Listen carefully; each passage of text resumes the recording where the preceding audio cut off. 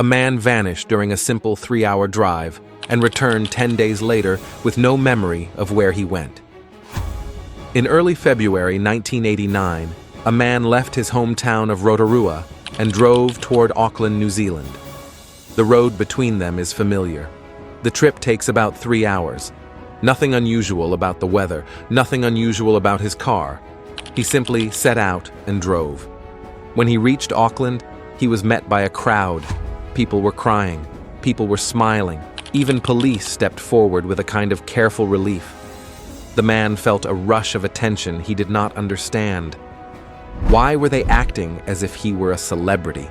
Why were they acting as if they had found him? Only then did someone tell him what they all already knew. He had been missing for 10 days. A 3-hour journey had become a gap of time no one could explain. The only person who could have answered the question was the man himself. His name was Alec Newald, and he did not know where he had been. In the days that followed, Alec struggled to make sense of ordinary life. Headaches, fatigue, a strange difficulty focusing that settled over him like a dim fog. Family asked where he had gone. He had no answer. He did not even have a guess.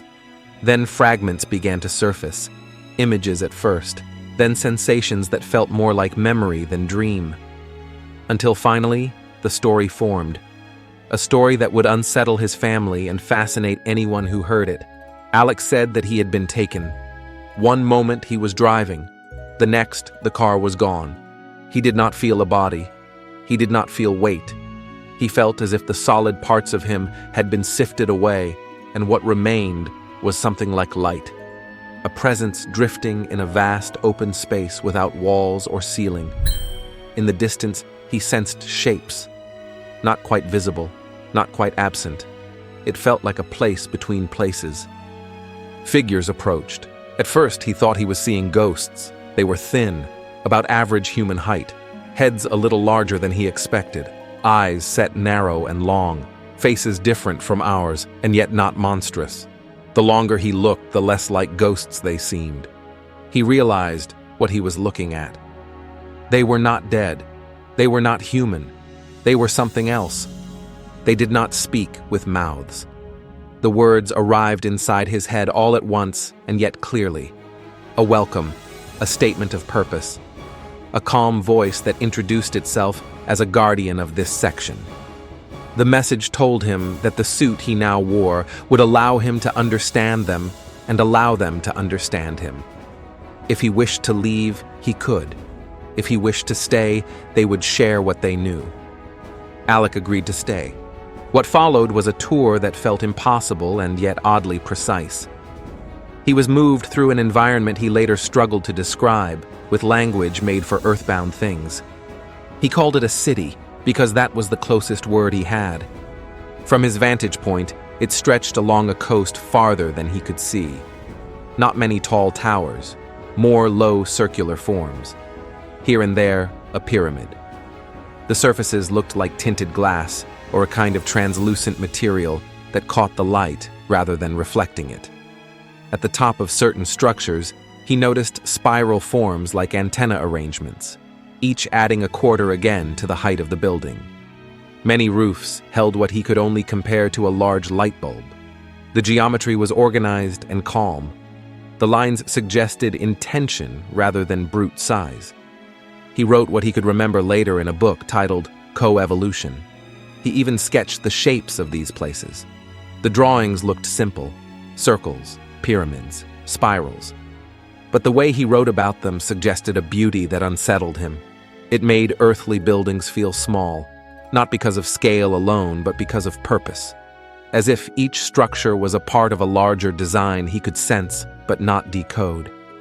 He described the residence where he stayed, not an apartment, not a room, a space that shaped itself around comfort without obvious furniture. The light was soft and constant. Surfaces were smooth and warm to the touch. The air felt clean without a single draft. Sightseeing was not the point of the visit. At least that was what they told him. They wanted to share knowledge, not as a lecture, more like a transfer. Ideas delivered as impressions, history delivered as scenes. as if someone placed a thought in the center of your mind and let it unfold there. According to them, the history of our world is not complete as we tell it. Many parts were once public and are now concealed by small groups that guard the information and release very little. Once, the story goes, these truths were meant for everyone. Plans changed, secrets hardened, and the timelines we learn are partial maps.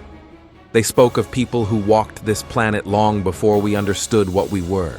They spoke of designs inside the human story, a progression, experiments that led to forms that could hold more than a simple physical life, a body that could act as a vessel for a second presence, a host that could experience reality with a partner inside. The idea sounded familiar to anyone who has heard religions talk about body and soul, flesh and spirit, the way faiths separate what is temporary from what is eternal. In this account, the separation was not only spiritual, it was structural. One presence gave memory, another presence gave motion. Together they formed a being that could remember what it needed to remember when the moment called for it. Not all at once, not as a burden, as a resource. A library you carry inside that opens only when asked by the right question. The voice Alec remembered most belonged to a being he called Xena. She spoke of arrivals in the past, arrivals that left traces. Some stayed, some moved on. Legacies were placed for later generations to find when the time was right. She spoke as if the planet itself is rare and beautiful enough to attract attention. She warned that attention is not always kind. At one point, she described a dark force that arrived and decided to claim the planet through deception rather than open conflict. She said the people of the time were advancing quickly and could not be crushed without cost. So the force chose another path.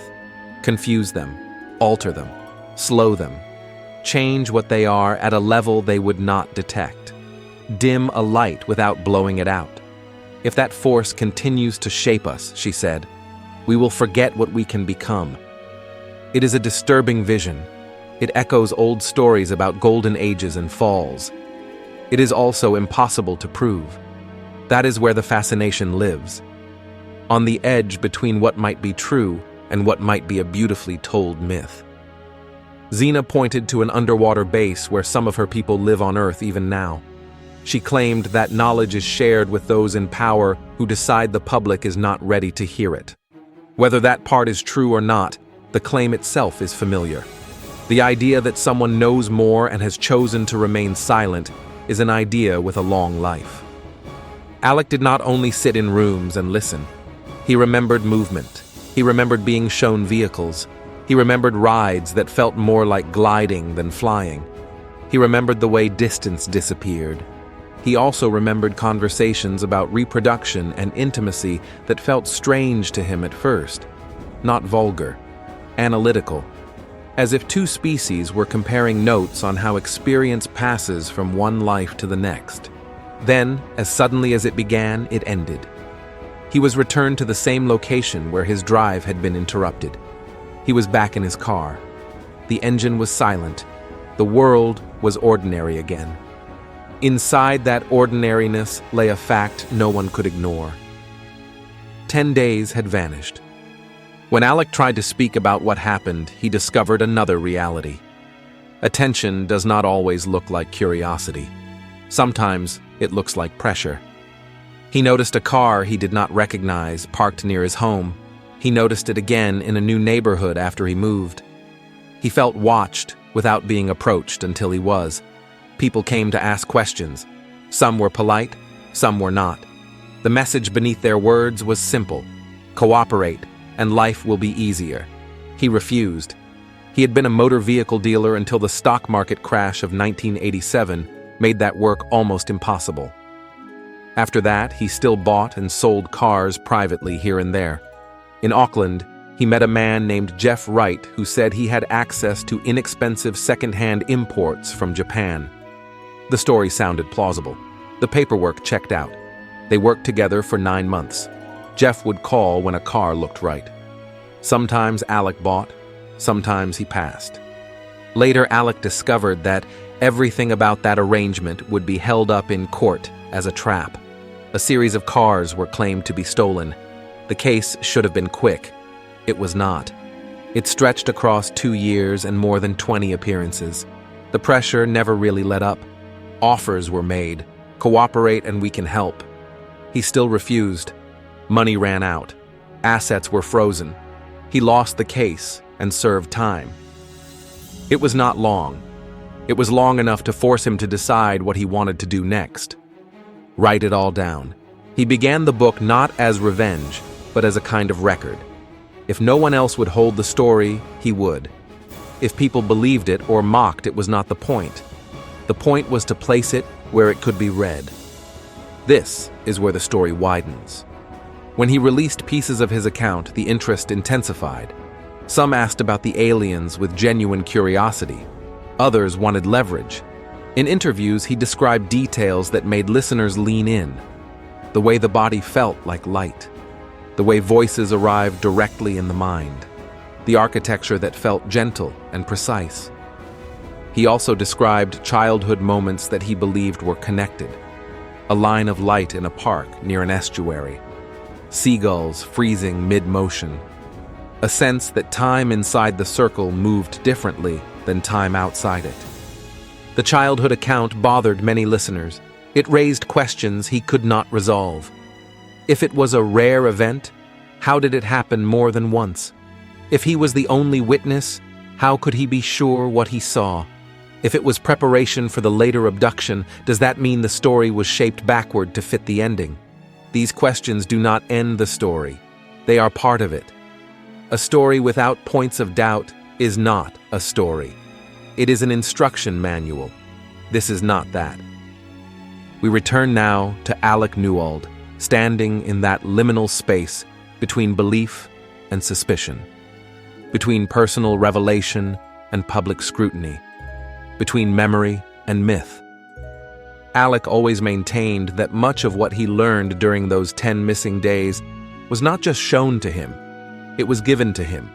Information delivered not as lecture notes, but as something like internal downloads, concepts that appeared fully formed, ideas he somehow already understood the moment they arrived. He claimed they showed him technology that made human engineering look primitive, transportation that did not move through space in the way humans imagine motion, not propulsion, not thrust, something that stepped from one point to another by bypassing the space between them, as if distance was optional. He said the vehicles had no sharp mechanical joints. Surfaces flowed like a single unified skin. Colors shifted softly. There were no loud mechanical sounds. The closest thing he could compare it to was being carried along on controlled light rather than force. He believed their energy system was alive, responsive, not fuel, not electricity. Something more like a field that harmonized with the environment rather than consuming it. He said this was the reason there were no fumes, no heat exhaust, no burn. To Alec, this technology proved a point. These beings did not evolve through conflict and conquest. They evolved through refinement and understanding. He believed they navigated reality by gently adjusting it rather than overpowering it. Xena told him the Earth was meant to evolve that way too, until the interference. She said humanity was supposed to remember everything it once knew. That was the original design. Knowledge would flow naturally inward, like a river returning home. But the interference blocked it, cut it, turned evolution into a struggle, locked memory behind walls humans could not see. Alec said he was told that this interference was never absolute. There were always moments where the barrier weakened, moments where flashes of the ancient design seeped through again. People called these flashes visions, prophecy, sudden genius, sudden clairvoyance. The mind remembering what it once knew before it was dimmed. According to his account, the beings wanted him to help open memory again. He was supposed to bring fragments back to humanity, pieces that might awaken others, sparks that would produce more sparks. This is where the conspiracy expands beyond aliens and into something more unsettling. If his story is true, then there are two forces shaping humanity. One that wants growth, and one that wants containment. He said the group guarding the forbidden history on Earth were not governments, not nation-states, something older, something that predates the political world we think is powerful. They are not visible in elections. They are not visible in public power. They operate beneath it. Alec described them as trustees who became traitors.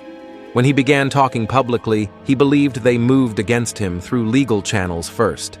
His court case became a slow suffocation. He said he could feel the message behind the charges. Do not share what you know. Once he began writing, and once he refused every quiet deal offered, he believed they shifted tactics. Surveillance, psychological intimidation, attempts to discredit him publicly, attempts to financially break him so badly he could not amplify his story, even if he tried. The deeper he leaned into telling what he believed happened, the more pressure he felt. This is where the narrative becomes something larger than an alien encounter story. It becomes a question of power, a question of who decides what the public is allowed to hear, and why. If Alec fabricated everything, then the story ends here as a creative and elaborate fiction. But if he did not fabricate it, then the story is not just about aliens. It is about a silent war for control of human knowledge itself. Alec Newald always admitted one thing openly. Even if every detail he shared was true, he understood why people would doubt him. Reality is anchored in shared experience, and what he claimed happened did not belong to shared experience. It belonged to the space just outside of it. That tension is the engine of this entire mystery. If he invented all of it, then his story is simply a very elegant piece of fiction built from the raw material of ancient myths, modern UFO culture, and personal imagination. But if he did not invent it, then every single moment of his disappearance becomes a keyhole into a much larger reality we are not supposed to see.